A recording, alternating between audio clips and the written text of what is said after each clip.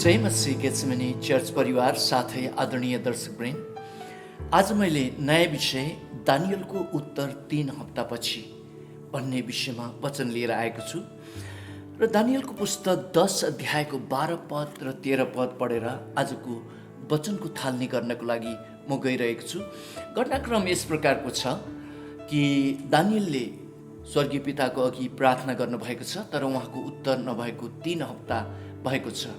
तर वास्तविक उसमा चाहिँ यहाँ स्वर्गदूत आएर भन्नुहुन्छ कि दानियलले प्रार्थना गर्नुभएको दिनमा नै स्वर्गीय पिताले चाहिँ स्वर्गदूतको हातमा उत्तर पठाइसक्नु भएको थियो। तर के कारणले गर्दाखेरि यहाँ स्वर्गदूतले उत्तर लिएर आउन ढिलो भयो भन्ने कुरा चाहिँ यस खण्डमा लेखिएको छ। म यो खण्ड पढेर सुनाइदिनेछु। तिनले भन्दै गए, नडराउ दानियल, तिमीले आफ्नो मन समझतिर लगाएको र तिम्रो परमेश्वरको सामु आफूलाई नम्र तुल्याएको पहिलो दिनदेखि नै तिम्रा शब्दहरूको सुनाइ भएको थियो र तिनकै प्रत्युत्तरमा आएको छु। 13 पद, तर फारस राज्यका राजकुमारले मलाई 21 दिनसम्म अवरोध गरे। यो फारस राज्यको राजकुमार भन्नाले चाहिँ दुष्ट आत्मा भनेर चाहिँ बुझिन्छ। तब प्रधान राजकुमारहरूमध्ये एकजना मिखायल मलाई मद्दत गर्न आए, किनभने फारसको राजासँग म त्यहाँ रोकिएको थिएँ। र प्रिय दाजुभाइ दिदीबहिनीहरू, दानियलको उत्तर स्वर्गीय पिताबाट पहिलो दिनमा नै भएको थियो। तर यहाँ स्वर्गदूतले उत्तर लिएर आउँदै गर्नुहुँदाखेरि यहाँ दुष्ट आत्माले माथि आकाशमा नै रोकिदिएको कुराहरू यहाँ स्वर्गदूतले भनिराख्नु भएको छ।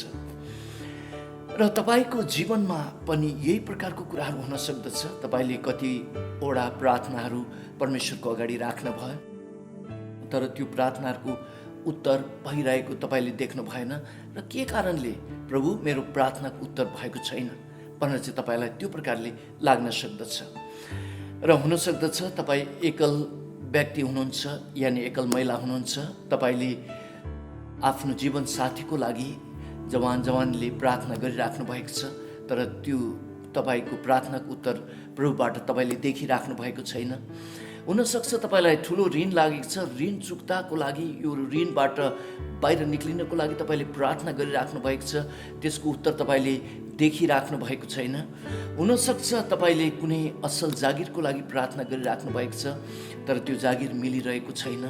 हुनसक्छ तपाईँ जो विवाहित महिलाले आफ्नो श्रीमानले आफूलाई माया नगरे जस्तो महसुस गरिराख्नु भएको छ र श्रीमानको हृदय आफूतिर फर्कियोस् भनेर प्रार्थना गरिराख्नु भएको छ, तर अवस्था उस्तै छ, उत्तर भएको देखिराख्नु भएको छैन। हुनसक्छ तपाईँ विवाहित पुरुषहरूले आफ्नो श्रीमतीले आफूले भनेको नमानिराखेको जस्तो लागेको छ र तपाईँले प्रार्थना गरिराख्नु भएको छ, तर पनि त्यो उत्तर भएको तपाईँले देखिराख्नु भएको छैन। हुनसक्छ तपाईँ आमा बुवाहरूले, बालबच्चाहरूले आफूले भनेको मानिरहेको अवस्था छैन, उनीहरू बिग्रेर हिँडिरहेको छ र तपाईँले उनीहरू सप्रियुन् भनेर प्रार्थना गरिराख्नु भएको छ र त्यो प्रार्थनाको उत्तर भएको जस्तो तपाईँले देखिराख्नु भएको छैन। र हुनसक्छ तपाईँको शरीरमा रोग बिमारहरू छ, यो रोग बिमार हटोस् भनेर तपाईँले धेरैचोटि प्रार्थना गर्नुभयो, तर पनि त्यो रोग बिमार यथावत तपाईँले आफ्नो शरीरमा देखिराख्नु भएको छ र किन मेरो प्रार्थनाको उत्तर भएको छैन भन्ने तपाईँलाई लागेको छ भने यहाँ दानियलको जो उदाहरणबाट तपाईँले यो कुराहरू सिक्न पर्दछ। र कहिलेकाहीँ दुष्टात्माले तपाईँको प्रार्थनाको उत्तरलाई चाहिँ माथि बादलमा यानि माथि आकाशमा नै रोकिरहेको हुँदछ भनिकन चाहिँ यस खण्डमा स्पष्ट हामीलाई जानकारी दिएको छ। तर प्रिय दाजुभाइ दिदीबहिनीहरू, हामीले यो कुरा पनि थाहा पायौँ, तर 3 हप्तापछि अकस्मात स्वर्गदूतले यहाँ भन्दै हुनुहुन्छ कि दानियलको प्रार्थनाको उत्तर त जुन दिन दानियलले प्रार्थना स्वर्गीय पिताको अघि गर्नुभएको थियो त्यही दिन नै सुनाइ भएको थियो र उहाँले स्वर्गदूत मार्फत उत्तर पठाउनु भएको थियो। भन्नुभए जस्तो नै अकस्मात तपाईँले गर्नुभएको प्रार्थनाको उत्तर प्रभुले तपाईँको अगाडि ल्याउनु हुनेछ।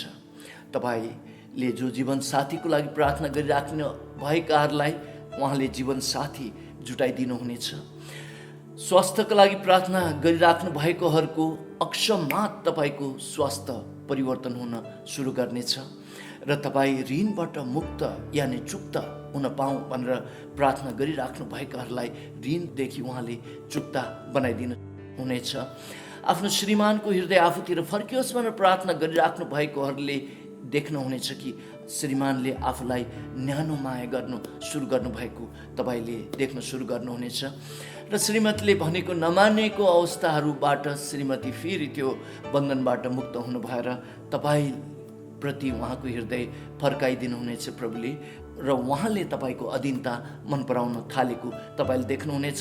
र तपाईँको बिग्रेर तपाईँले भने जस्तो नगरिरहेका छोराछोरीहरू अक्षमात सप्रिएर उनीहरू चाहिँ तपाईँतिर यानि तपाईँले भने जस्तो नै, आमा बुवाले भने जस्तो नै काम गर्न सुरु गरेको तपाईँले देख्न सुरु गर्नुहुनेछ। र तपाईँको स्वास्थ्य अक्षमात परिवर्तन भएर तपाईँले एउटा जिन्दगीमा नयाँ जीवन प्राप्त गरे जस्तो तपाईँले गर्न सक्नुहुनेछ। यहाँ दानियलको जीवनमा अक्षमात एकजना स्वर्गदूत त्यहाँ देखा पर्नुभयो र भन्नुभयो कि यी प्रार्थनाको उत्तर मैले लिएर आएको छु, तर 3 हप्ता चाहिँ ढिलो भयो कारण दुष्ट आत्माले मलाई यहाँ ल्याउनको लागि अवरोध गर्यो भनेर चाहिँ बताउनु भए जस्तै तपाईँको जीवनमा हुन सक्दछ। र यो कुराहरू भन्दै गर्दाखेरि प्रिय दर्शक ब्रेन, मलाई एउटा घटनाको याद आयो। एकजना दाइ र म 2 जना मिलेर चाहिँ एउटा स्कुल बोर्डैमा हामीले किनेका थियौँ। तर केही समयपछि दाइले त्यो पार्टनरसिपमा नबस्ने उहाँले इच्छा गर्नुभयो र उहाँले भन्नुभयो कि मलाई किस्ता प्रकारले चाहिँ पैसा फर्काइदिनु भन्नुभयो। तर त्यो स्कुलमा हामीले बचत चाहिँ राम्रो गर्न सकिरहेको अवस्थाहरू थिएन, त्यो स्कुलमा धेरै पैसाहरू उठिरहेको अवस्था थिएन। र दाइले जो मलाई किस्तामा यति बुझाउनुपर्छ महिना भन्नुभएको थियो, त्यो बुझाउन सक्ने अवस्था भएन। टिचर्सहरूलाई तिरिसकेपछि जो पैसा बचत हुन्थ्यो त्यो पैसाबाट मैले उहाँको त्यो किस्ता तिर्ने अवस्थाहरू थिएन। त्यसले गर्दाखेरि कति थोरै किस्ताहरू भए पनि लिएर गएर मैले उहाँ बुझाउन जाँदाखेरि दाइको श्रीमती उहाँ भाउजू चाहिँ एकदमै कडा हुनुहुन्थ्यो र उहाँले मलाई कतिचोटि माथि घरको झ्यालबाट तल म गेटमा पुगेको बेला, टेक भाइ पुरा पैसा लिएर आउनु भएको हो भने चाहिँ भित्र आउनुहोस्, नभए फर्केर जानुहोस् भनेर पनि भन्नुभएको थियो। त्यसले गर्दाखेरि त्यो ऋण मेरो लागि एउटा बन्धनको विषय, एउटा डरको विषय बनेर गइरहेको अवस्थाहरू थियो। र त्यस अवस्थामा मैले एकदम प्रार्थना गरेँ, प्रभु मलाई यो ऋण पानदेखि, मलाई यो बन्धनदेखि छुटकारा दिनुहोस् भने। तर धेरै समयसम्म उत्तरहरू आएन। र एकपटकको कुरा हो, मैले अरूतिर पनि केही पैसाहरू मागेर त्यो किस्ता चाहिँ पूर्ण रूपमा बुझाउनको लागि म पैसा लिएर गइरहेको थिएँ। त्यो दिन त अक्षमात अचम्मको कुरा भयो।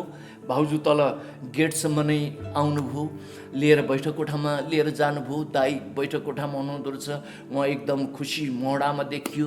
उहाँहरूले खाजा खुवाउनु भयो, राम्रो गफहरू भयो र अन्तिममा म अब जानु पर्यो, यो किस्ता लिनुहोस् भनेर उठ्दाखेरि, भाइ तपाईँको तपाईँको ऋण कसैले आएर तिर्दिसकेको छ र तपाईँले ल्याउनु भएको किस्ता तपाईँले नै फर्काएर लिएर जानुहोस्, आजदेखि तपाईँ ऋणबाट मुक्त हुनुभयो। हामी यही भन्न चाहन्थ्यौँ भने चाहिँ उहाँहरूले यो खुसीको खबर बताउनु भयो। र प्रिय दाजुभाइ दिदीबहिनीहरू, प्रभुले यस्तो समय त्यहाँ ल्याइदिनु भयो कि अक्षमात मैले म ऋणबाट चुक्ता भएको, यानि त्यो बन्धनबाट म स्वतन्त्र भएको मैले खबर सुने र मलाई खुसी लाग्यो। र त्यस्तै गरेर तपाईँको जीवनमा पनि, र तपाईँले जे कुराको लागि स्वर्गीय पितामा प्रार्थना चढाइराख्नु भएको छ, अक्षमात त्यो असल खबर, त्यो खुसीको खबर तपाईँको जीवनमा आउनेवाला छ। तर प्रिय दाजुभाइ दिदीबहिनीहरू, दुष्ट आत्माले चाहिँ तपाईँलाई त्यो अक्षमात यानि प्रार्थनाको उत्तर आइपुग्ने समयसम्ममा अलि थकाउने कोसिस गर्नेछ। तर दाउद जस्तो नै, दाउद जो इजरायलको राजा हुनको लागि अभिषेक हुनुभएको करिब 13 वर्ष जस्तो भइसकेको थियो। एउटा समस्यादेखि अर्को समस्या, अर्को समस्यादेखि अर्को समस्या भएर गुज्रेर उहाँ गइराख्नु भएको अवस्था थियो र दाउद एकदमै थकित मोहडामा पुग्न सक्नुहुन्थ्यो। तर उहाँ भित्र भएको त्यो विश्वास, प्रभुले जुन कुराहरू प्रतिज्ञा गर्नुभएको छ त्यो कुराहरू पुरा गरेरै छाड्नुहुनेछ र म थाक्नु हुँदैन भनेर उहाँ अगाडि बढी नै राख्नुभयो। र उहाँ अभिषेक भएको करिब 13 वर्षपछि यहुदाको सिंहासनमा उहाँ राजा बन्नको लागि उहाँ पुग्न भयो। र त्यही प्रकारको अवस्था प्रभुले तपाईँको जीवनमा ल्याउनुहुनेछ। तर दुष्टात्माले यो प्रार्थनाको उत्तर अलि ढिलो भएको कारणले गर्दा तपाईँलाई अलि थकाउँदै लान पनि सक्नेछ। यस अवस्थामा तपाईँ होसियार हुनुपर्छ। तर जुन समयमा तपाईँले प्रार्थना गर्नुभयो त्यो समयमा यो अदृश्य राज्यमा कुछ कुराहरू भइसकेको हुँदछ। र दानियलको प्रार्थनाको उत्तर सम्बन्धी स्वर्गदूतले भन्नुभए जस्तो नै उहाँले प्रार्थना गर्नुभएको पहिलो दिनमा नै स्वर्गीय पिताले चाहिँ उत्तर पठाउनु भएको थियो। भन्नुभए जस्तो नै तपाईँलाई उहाँको तर्फबाट चाहिँ उत्तर दिइसक्नु भएको हुँदछ। तर कति कारणले गर्दाखेरि तपाईँमा प्रार्थनाको उत्तर आउनको लागि ढिलो हुन सक्दछ। र हामीले पवित्र बाइबलमा उत्पत्तिको पुस्तकदेखि प्रकाशको पुस्तकसम्म अध्ययन गर्दाखेरि विश्वासको सेनानी अब्राहमलाई धरि पनि यो थकानले समात्यो। परमप्रभु परमेश्वरले उहाँलाई एउटा प्रतिज्ञाको छोरा दिनेछु भनेर चाहिँ भनिसक्नु भएको थियो। तर यहाँ अब्राहम पर्खिँदा थाकेर इस्माएल जिन्दगीमा यानि त्यो परिवारमा जन्म दिनुभयो, जसको परिणामस्वरूप त्यो परिवारमा एउटा समस्याले जन्म पायो।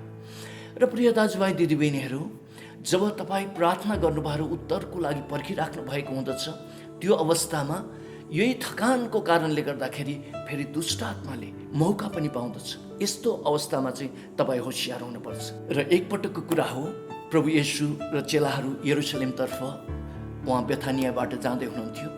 उहाँलाई बिच बाटोमा भोक लाग्यो र अन्जिरको बोट छेउमा गएर केही फल पाउँछु कि भनेर चाहिँ हेर्नुभयो। केही नदेखेपछि अबदेखि तैँले फल नफलाउनु भनेर चाहिँ प्रभुले भन्नुहुँदाखेरि त्यहाँ चेलाहरू छक्कै परे।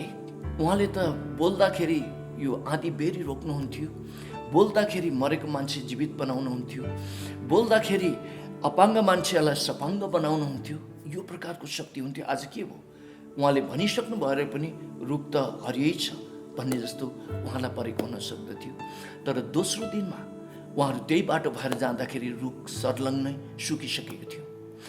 र प्रिय दाजुभाइ दिदीबहिनीहरू, जब प्रभु येशूले त्यो रुखलाई अबदेखि फल नफलाउनु भनेर चाहिँ भन्नुभयो, त्यसको जरा चाहिँ तल काटिसकेको थियो। त्यसको जरामा अब जीवन थिएन। यद्यपि त्यसको हाँगा यानि त्यसको पातहरू चाहिँ केही समय हरियो थियो। भने जस्तै तपाईँले जब प्रार्थना गर्नुहुँदाखेरि अदृश्य राज्यमा चाहिँ अब दुष्ट आत्माहरूलाई तपाईँले खेदाइसक्नु भएको हुन्छ, दुष्ट आत्मालाई तपाईँले हराइसक्नु भएको हुन्छ। तर केही समय अझै पनि उत्तर नभएको जस्तो तपाईँले देख्न सक्नुहुनेछ। अर्को एउटा म उदाहरण तपाईँलाई दिउँ। हामीले चर्चमा लिली फुल जाउलाखेलबाट किनेर समयमा ल्याउँदछौँ।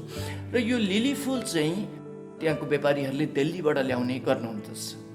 र यो लिली फुललाई मैले ल्याउँदाखेरि कोपिला प्राय लिएर आउँदछु, जसले गर्दाखेरि पानीमा त्यो लिली फुल राख्दाखेरि त्यो कोपिलामा ज्यान नभए पनि त्यसको त ज्यान काटिसकेको छ, त्यो त हाँगा काटिसकेर ल्याएको। यद्यपि त्यो फक्रिन्छ, फुल्छ र त्यसले बासना धरिदिन्छ, तर त्यसमा ज्यान हुँदैन। गर्मी महिनामा 1 हप्तामा त्यो टोटल मर्दछ र जाडो महिनामा कमसेकम 3 हप्तासम्म यो जीवित रहन्छ। भने जस्तो नै जब तपाईँले प्रार्थना गर्नुभयो, दुष्ट आत्माको तपाईँको विरुद्धमा ल्याउने समस्याको जरा तपाईँले खत्तम पारिदिनु भयो, तर त्यही समयमा पनि अझै पनि त्यो समस्या तपाईँले त्यहीँ देखिराखेको हुन सक्दछ। तपाईँको समस्या तपाईँले यथावत देख्नुहुन्छ, तपाईँको शरीरमा यथावत रोग महसुस गरिराख्नु भएको हुन्छ, तपाईँको ऋण यथावत भइरहेको अवस्थाहरू हुनसक्छ।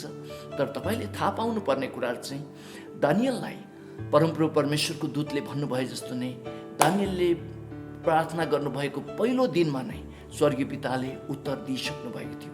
भन्नुभए जस्तो नै त्यो तपाईँले प्रार्थना गर्ने बित्तिकै अब त्यो दुष्ट आत्माको ज्यान चाहिँ त्यो त्यहाँबाट खत्तम भइसकेको हुँदछ। तपाईँले त्यो उत्तर पर्खेर चाहिँ तपाईँ बस्न सक्नुपर्दछ प्रियहरू। र एकजना गुरुआमाको चङ्गाईको विषयमा मैले सुनेको थिएँ। उहाँ विदेशको चर्चको गुरुआमा हुनुहुन्छ, डोटी वेस्टी। उहाँलाई कलेजोको क्यान्सर भएको थियो र एक दिन 1981को एक दिन चाहिँ परिवारका सबै सदस्यहरू मिलेर यो चाहिँ फाइनल विश्वासको प्रार्थना हो भनेर उहाँले प्रार्थना गर्नुभयो।